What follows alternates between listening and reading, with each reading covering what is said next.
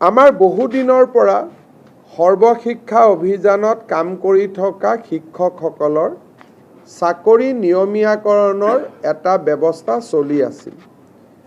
ৰাজ্যৰ এডভোকেট জেনেৰেলে আমাক এটা অপিনিয়ন দিলে যে চৰকাৰে উচ্চতম ন্যায়ালয়ৰ উমা দেৱী গোচৰৰ পৰিপ্ৰেক্ষিতত কাৰো চাকৰি নিয়মীয়াকৰণ কৰিব নোৱাৰে।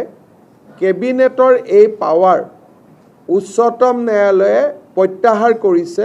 তাৰ পৰিপ্ৰেক্ষিতত আমি কাৰো চাকৰি নিয়মীয়াকৰণ কৰিব নোৱাৰোঁ।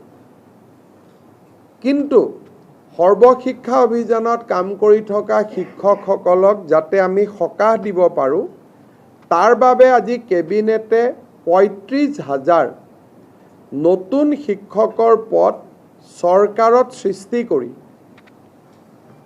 SSR শিক্ষকসকলৰ বাবে এটা স্পেচিয়েল ৰিক্ৰুটমেণ্ট ড্ৰাইভ কৰিব খুজিছে। অৰ্থাৎ এই বিশেষ ৩৫,০০০ পোষ্টত অকল SSR কাম কৰি থকা শিক্ষকসকলেহে আবেদন কৰিব পাৰিব আৰু বাকী নিয়মীয়া যিবিলাক পোষ্ট তাত ফ্ৰেছ কেণ্ডিডেটবিলাকে আবেদন কৰিব পাৰিব।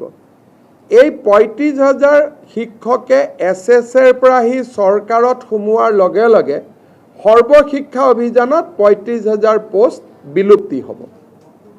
অৰ্থাৎ সৰ্বশিক্ষা অভিযানৰ ৩৫,০০০ শিক্ষকে স্পেচিয়েল ৰিক্ৰুটমেণ্টৰ বাবে চৰকাৰত আবেদন কৰিব।